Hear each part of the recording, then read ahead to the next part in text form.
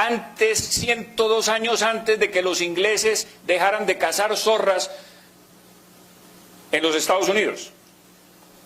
En 1541 aparece el primer periódico, que se llamó Hoja de México.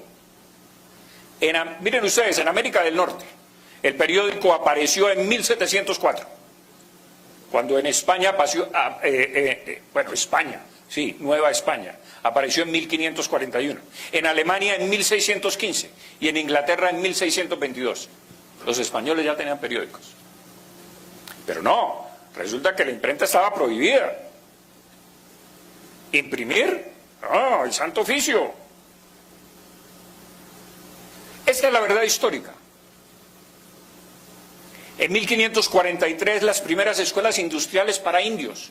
En 1575 se traducen los primeros libros a 12 lenguas indígenas y se les tiene que inventar la grafía porque los indios no tenían grafías para escribir. Si nosotros conocemos la historia de los indígenas en América es porque los cronistas españoles las consignaron en sus crónicas.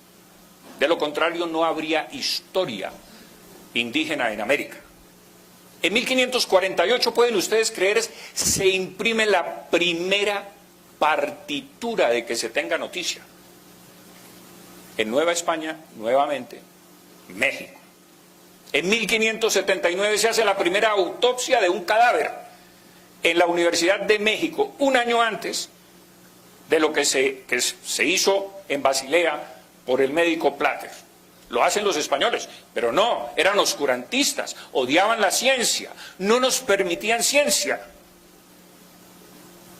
En 1538 se funda la primera Universidad de América en Santo Domingo y surgen los primeros escritores mestizos, indígenas, etcétera, en América. Ni holandeses, les quiero comentar, ni portugueses fundaron universidades en ninguna de sus colonias. Y luego calificaré la palabra colonias.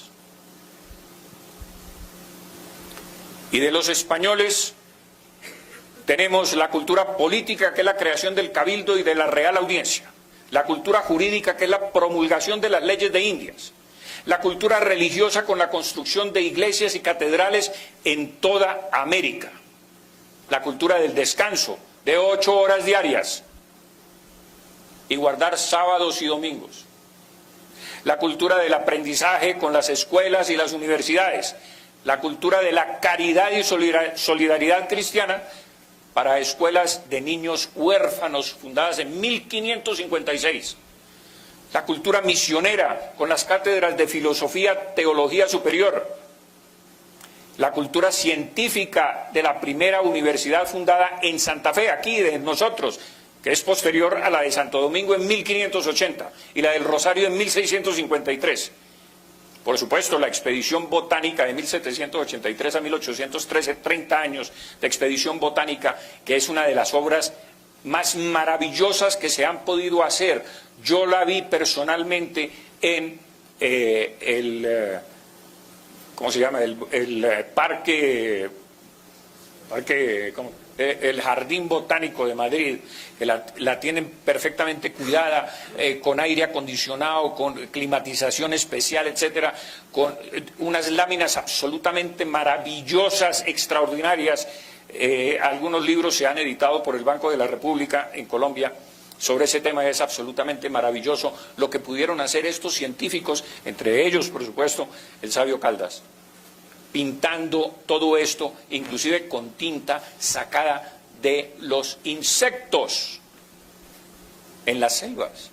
¿Y cómo es posible que no se les haya salido un pedacito de tinta? Todo es absolutamente perfecto, perfecto, no hay ningún borrón. Es una cosa absolutamente extraordinaria. Eso lo salvó, entre otras cosas, Pablo Morillo, que encargó al general Pascual Enrile sacar, después de las tropelías que cometieron los venezolanos en Bogotá, a la orden de Simón Bolívar, que saquearon la ciudad de Bogotá, eso lo pusieron a buen recaudo y lo sacaron a través de La Habana con el general Enrile y lo llevaron a la corte española para salvar esa expedición del saqueo. cultura de la asistencial hospitalaria, señores, en cada ciudad se contaba con un hospital por lo menos, y Ciudad de México tenía 11 y Lima tenía 8 hospitales. La cultura de la salud pública. Quiero que sepan que la primera vacuna, porque la viruela azotó Europa, por supuesto España, Carlos III, por ejemplo, tenía toda la cara marcada de viruelas. La gente se moría de esa enfermedad. América también estuvo azotada por esa enfermedad. Y la primera vacuna la traen los españoles a la América, y les voy a decir cómo la trajeron. Porque ustedes saben que la vacuna de la viruela necesita refrigeración, y en aquel entonces, en 1803, que la trajeron, no había refrigeradores, evidentemente. ¿Cómo la trajeron? Se demoraba 45 días un barco en llegar de Cádiz a Cartagena. La trajeron inoculando 12 niños, uno por uno. Inoculaban el primero. Y cuando el niño le daba fiebre y supuraba, cogían la aguja, le quitaban el pus y se lo inoculaban al siguiente niño. Y así fueron inoculando los 12 hasta llegar a las costas de Cartagena. Y vacunaron a toda América. Les quiero comentar. Entró por Cartagena y de aquí se expandió al resto del continente la vacuna. Ah, no, pero es que los españoles eran oscurantistas y no permitían la ciencia ni la cultura.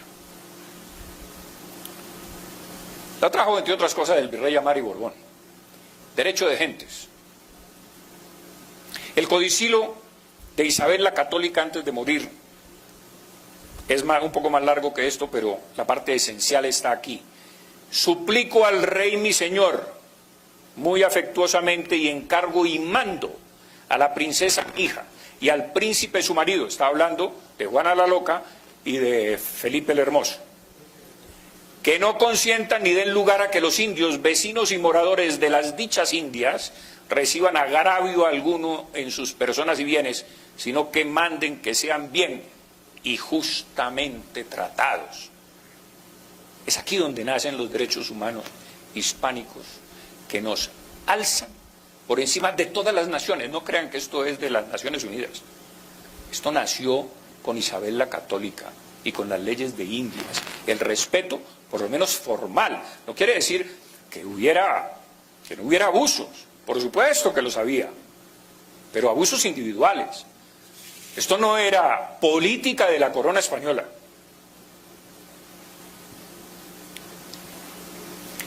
Y hay algo absolutamente sorprendente cuando uno se interna en la historia de las conquistas y encuentra que por primera vez en toda la historia, y me gustaría que alguno de ustedes dijera, no, yo conozco otra historia. Hubo otro país que hizo esto. La conquista de América se detiene 6 años, de 1550 a 1556, por orden del emperador Carlos I, para discutir si era lícito que los españoles conquistaran América. Es la primera vez que una potencia se allana a observar el derecho moral. Por supuesto, por derecho romano, por derecho medieval y por derecho pontificio, el Papa siendo la suprema jurisdicción internacional, se le da el visto bueno a la conquista. Pero es que, aunque ya estaba justificado por estos 3 derechos, derecho romano, que es la ocupación territorial, por derecho medieval, que es que los indios carecían de personalidad jurídica, y por derecho pontificio, los españoles estaban justificados para la conquista de América. Pero se detiene la conquista, ¿por qué? Se detiene por la gran controversia que surge entre Bartolomé de las Casas, que se enfrenta con Ginés de Sepúlveda, para discutir este tema, y por eso se para la conquista, se detiene la conquista. La zanja Francisco de Vitoria, padre del derecho internacional, señores. Derecho internacional no se ha inventado ahora, con las Naciones Unidas y con la Corte de la Haya. Francisco de Vitoria sostiene que el orden natural se basa en la libre circulación de las personas. El mar es libre. Los indios tienen los mismos derechos que los demás hombres. Y convertirlos a la fe es un derecho tanto de españoles como de indios, por igualdad de derechos.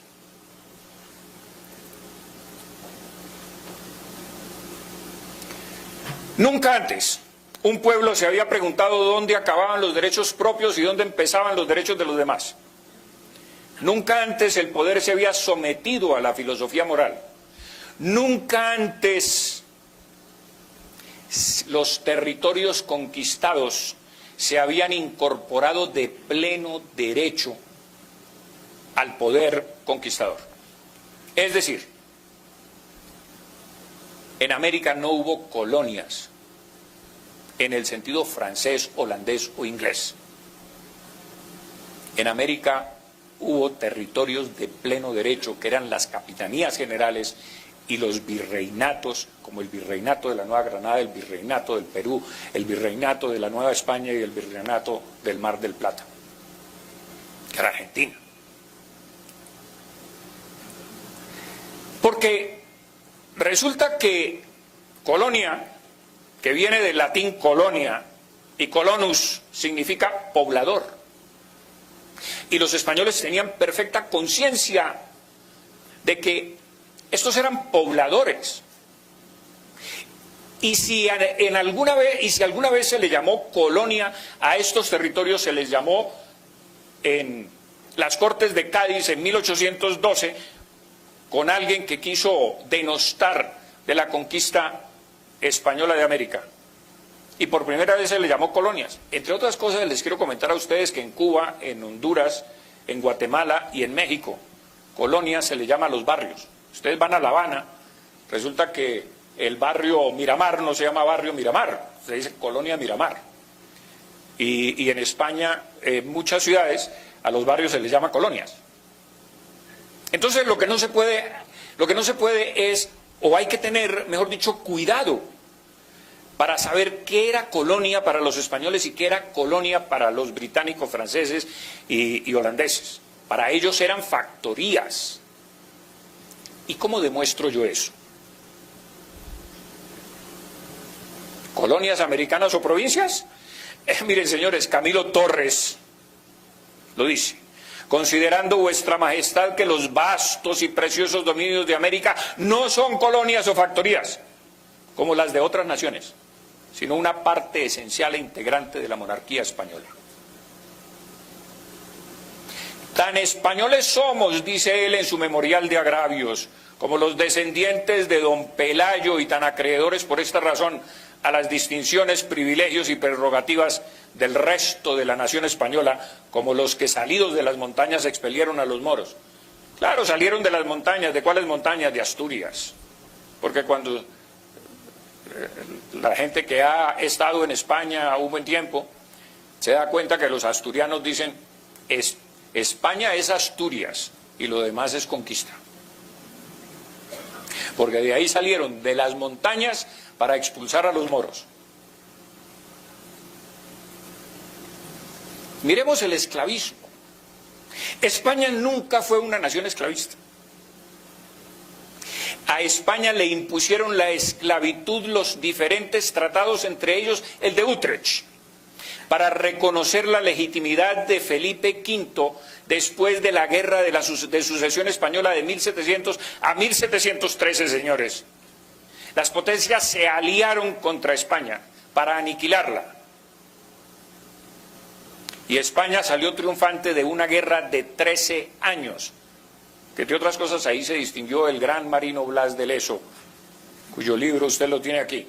Cuando estaba muy joven auxilió a Barcelona y todo, y en esta guerra terrible, porque los británicos no querían un Borbón en el trono español, porque otro Borbón estaba en el trono francés y había un pacto de familia y se desequilibraba el poder.